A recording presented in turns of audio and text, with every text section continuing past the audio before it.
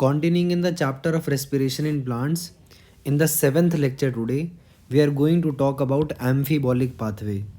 अब इस शब्द के ऊपर गौर करें। एम्फी का मतलब होता है दो चीज़ें, या तो किसी दो बोथ के बारे में बात करी जाती है या किसी दो अलग अलग चीज़ों के बारे में बात करी जाती है। और बॉलिक का मतलब होता है किसी चीज़ को फेंकना, टू थ्रो। अब हमारा दो रिएक्शंस होती हैं, हमें पता है। एक होती है कैटाबॉलिक रिएक्शंस और एक होती है एनाबॉलिक रिएक्शंस।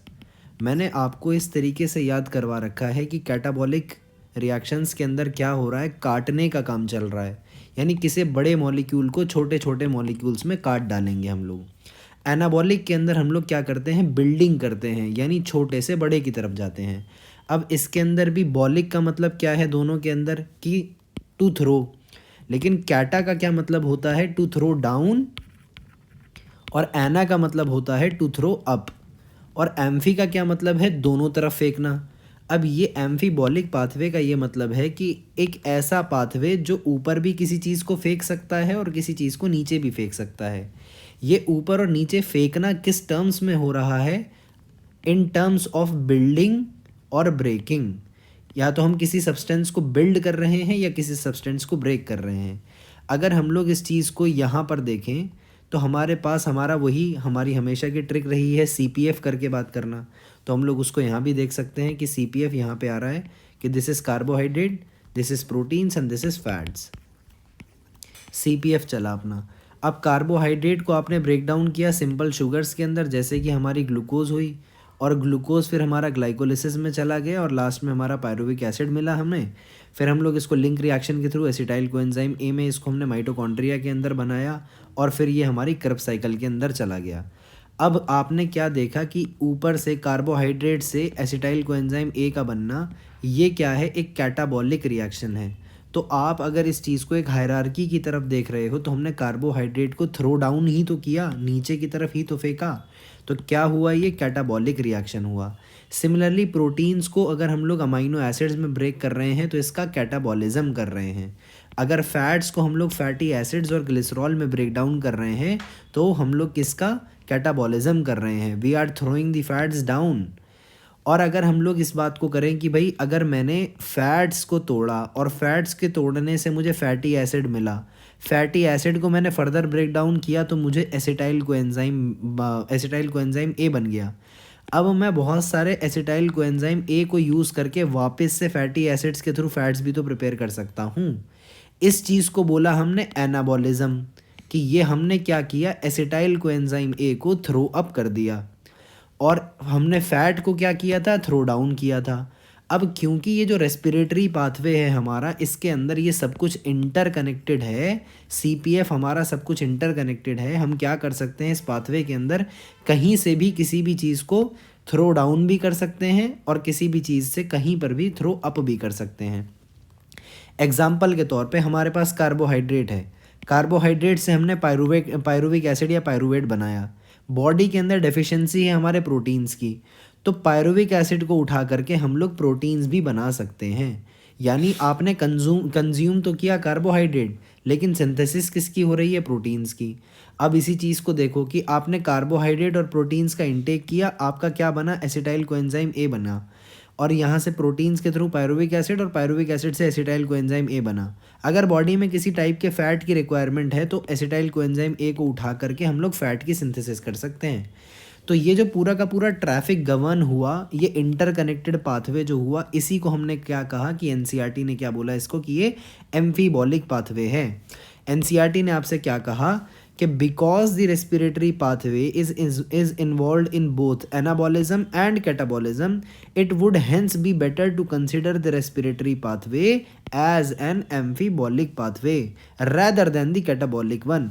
हम लोग इसको आज तक जो कैटाबॉलिक समझते आए हैं, कैटाबॉलिक ना समझ के अगर हम इसको एम्फीबॉलिक बोलें तो ये ज़्यादा बेहतर रहेगा। NCERT ने आपको ये चीज़ यहाँ कही।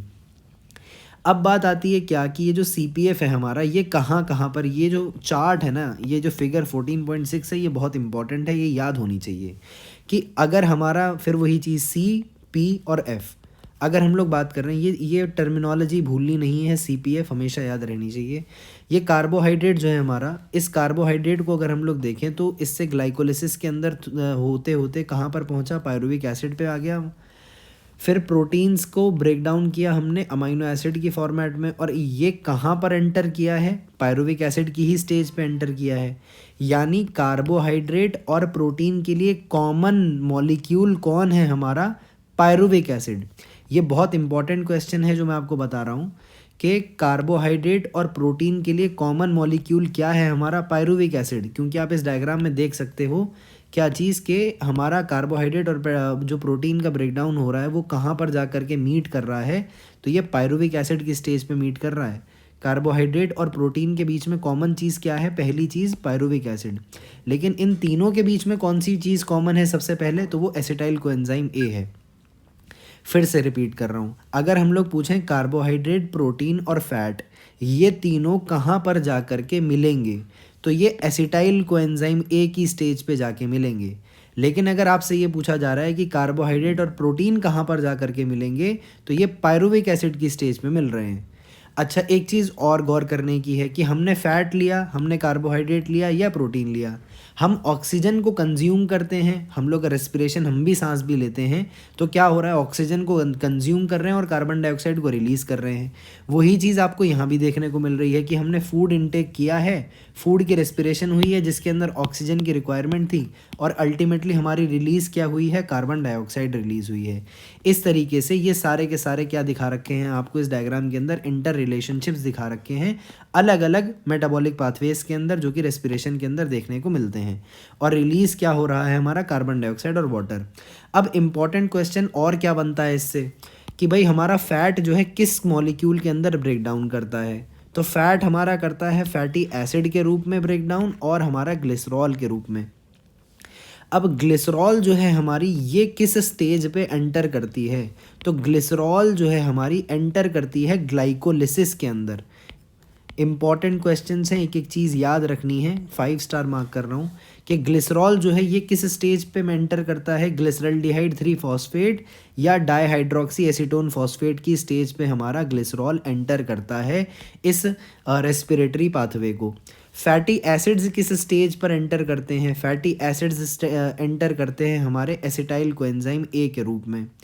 फिर पूछा जाए कि अमाइनो एसिड्स कहाँ कहाँ करते हैं, तो अमाइनो एसिड्स इस डायग्राम के अंदर आपको दिखा रखा है कि पायरुविक एसिड में, लेकिन अमाइनो एसिड कहीं भी कर सकता है। अमाइनो एसिड पायरुविक एसिड में भी जा सकता है, एसिटाइल कोएंजाइम ए में भी जा सकता है, और क्रेब्स साइकिल के अंदर भी जा सकता है। ये चीज़ एनसीईआरटी ने कहाँ बताई है, एनसीईआरटी ने यहाँ पर बताई है क्या, कि ग्लिसरॉल जो है आपका, ग्लिसरॉल क्या करेगा, प्रेफर करेगा पाथवे के अंदर कैंटर कहाँ से करना, पागल बन करके, यानी ग्लिसरल्डिहाइड 3 फॉस्फेट में कन्वर्ट हो करके।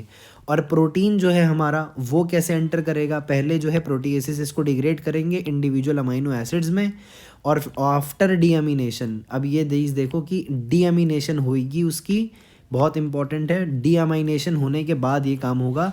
जब डीअमाइनेशन हो जाएगा तो डिपेंड करेगा उसका स्ट्रक्चर कैसा है, तो फिर ये एंटर कर जाएगा पाथवे में किसी स्टेज पे, जो कि या तो क्रेब्स साइकिल के अंदर हो सकती है, या तो ये क्रेब्स साइकिल के अंदर हो सकती है with in the Krebs cycle, या फिर क्या है ये पायरुवेट के फॉर्मेट में भी एंटर कर सकता है, या फिर ये एसिटाइल कोएंजाइम ए के फॉर्मेट में भी हमारे अमाइनो एसिड्स एंटर कर सकते हैं।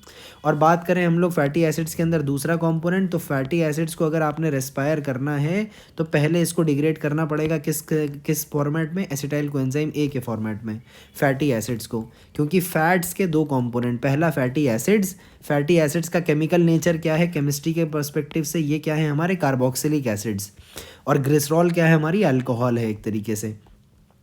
तो हमारा फैट जो है ये फैटी एसिड्स में ब्रेक डाउन हुआ, और हमारे ग्लिसरॉल में, ग्लिसरॉल एक अल्कोहल है, और हमारा जो फैटी एसिड्स है ये क्या है हमारे कार्बोक्सिलिक एसिड्स हो गए। तो कार्बोक्सिलिक एसिड्स या फैटी एसिड्स हमारे एसिटाइल कोएंजाइम ए की स्टेज पे एंटर करते हैं, और ग्लिसरॉल जो है हमारा वो ग्लिसरल्डिहाइड 3 फॉस्फेट यानी PGAL पागल की स्टेज पे एंटर करता है। फिर प्रोटीन जो है हमारा, प्रोटीन कहाँ कहाँ पे एंटर कर सकता है, पायरुविक एसिड पे भी कर सकता है, एसिटाइल कोएंजाइम ए में भी कर सकता है, और क्रेब्स साइकिल में भी कर सकता है। लेकिन तीनों में एंटर करेगा ये डिपेंड करेगा कब, जब उसकी डीअमाइनेशन हो चुकी होगी, उसके बाद उसका क्या स्ट्रक्चर है ये बात डिसाइड करेगी कि हमारा प्रोटीन किस तरफ एंटर करेगा। अब एनसीईआरटी डायरेक्टली रीड करें क्या कहती है कि ग्लूकोज जो है वो फेवर्ड सबस्ट्रेट है रेस्पिरेशन के लिए। सारे के सारे कार्बोहाइड्रेट जो हैं यूजुअली उसको कन्वर्ट किया जाता है पहले ग्लूकोज में और फिर उनको यूज़ करते हैं हम लोग रेस्पिरेशन के अंदर। बाकी के सबस्ट्रेट जो हैं उनको भी रेस्पायर कर सकते हो आप, जैसे कि पहले मेंशन किया गया है, लेकिन ये एंटर नहीं करते रेस्पिरेटरी पाथवे को फर्स्ट स्टेप में। पहले इनको ग्लूकोज में आना पड़ेगा और फिर ये काम होगा। सी फिगर 14.6 वही फिगर जो भी हमने डिस्कस करी कि आप ये पॉइंट ऑफ एंट्री जो है, see the points of entry of different substrates. NCERT ने आपको ये कमांड दी है तो आप इसकी एंट्री को चेक करो जो हमने डिस्कस कर ली। क्या क्या एंट्रीज थी एक बार वापस से रिकलेक्ट करें तो फैट्स जो है हमारे एसिटाइल कोएंजाइम ए और हमारा ग्लिसरॉल्डिहाइड 3 फॉस्फेट की फॉर्मेट में जाएंगे, बिकॉज फैट के दो कंपोनेंट्स हैं, फैटी एसिड्स और glycerol. Fatty acids enter at the level of acetyl coenzyme A. On the other hand when talking about glycerol enters at the level of glyceraldehyde 3 phosphate. Now talking about the proteins are first degraded by the enzymes called proteases into the individual amino acids. Then individual amino acids, depending upon their structure after the deamination has occurred or has been completed, they enter anywhere at the level of pyruvic acid or acetyl coenzyme A or directly enter into the Krebs cycle. ये चीज़ हमने बात करी। फिर NCERT क्या कह रही है कि since respiration involves breakdown of substrates, respiratory pathway को हमने क्या देखा है ट्रेडिशनली, हमेशा से पहले पुराने टाइम से देखते हैं इसको एक कैटाबॉलिक प्रोसेस की तरह, और रेस्पिरेटरी पाथवे को इसीलिए हम लोग कैटाबॉलिक पाथवे बोलते आए हैं। लेकिन but is this understanding correct? लेकिन क्या ये अंडरस्टैंडिंग सही है? We have discussed above that at which points in the respiratory pathway अलग अलग substances जो हैं अगर उनको रेस्पायर किया जा रहा है तो वो कहाँ पर एंटर करेंगे। What is important to recognize, ये recognize करना important है क्या कि it is these very compounds that would be withdrawn from the respiratory pathway। अब NCERT आपको यहाँ पे ये कह रही है कि भाई आप इस चीज़ को देखो कि जब fatty acid acetyl coenzyme A की फॉर्मेट में एंटर कर रहा है तो अगर फैटी एसिड को बनाना है ना तो एसिटाइल कोएंजाइम ए को ही उठाएंगे हम लोग रेस्पिरेटरी पाथवे से। अगर ग्लिसरॉल ने एंटर किया है ग्लिसरॉल्डिहाइड 3 फॉस्फेट की स्टेज पे तो अगर हमें ग्लिसरॉल की प्रिपरेशन करनी है तो हम लोग ग्लिसरॉल्डिहाइड 3 फॉस्फेट को उठाएंगे। अगर हमने अमाइनो एसिड से पायरुविक एसिड या एसिटाइल कोएंजाइम ए या क्रेब्स साइकिल में कोई मेंबर बनाया है तो अगर इसकी डेफिशिएंसी है तो हम लोग उसी मेंबर को उठाएंगे। ये चीज़ एनसीईआरटी ने क्या बोली कि it is these very compounds that would be withdrawn from the respiratory pathway for the synthesis of the said substrates। Jin substrates की हमने बात करी है उनको बनाने के लिए भी फिर इन्हीं compounds को ही उठाया जाएगा। Hence fatty acids would be broken down to acetyl coenzyme A before entering the respiratory pathway when it is used as a substrate।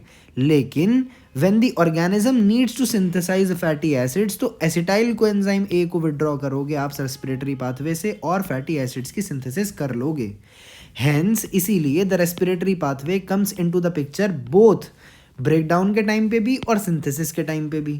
Similarly during breakdown and synthesis of protein also, too का मतलब also, respiratory intermediates जो है हमारे form करेंगे link जो कि हमारे anabolism को और कैटाबॉलिज्म को लिंक कर देगा। Breaking down the process within the living organisms is catabolism. काटने का प्रोसेस या ब्रेकिंग डाउन, वही चीज़ आ गया ना, बिल्डिंग डाउन या ब्रेकिंग डाउन और थ्रोइंग डाउन। ब्रेकिंग डाउन का जो प्रोसेस है with in the living organisms उसको हम लोग कहते हैं कैटाबॉलिज्म, और जो सिंथेसिस का काम है उसको हम लोग कहते हैं anabolism. Because the respiratory pathway is involve in both anabolism and catabolism, बेहतर रहेगा कि हम इसको एम्फीबॉलिक पाथवे बोलें। This was all about this lecture. Next lecture के अंदर हम लोग रेस्पिरेटरी क्वेश्चन के बारे में बात करेंगे और इसको याद करने की कुछ ट्रिक्स भी, बहुत अच्छी सेंसिबल ट्रिक्स हैं, उसके बारे में डिस्कशन हम करेंगे।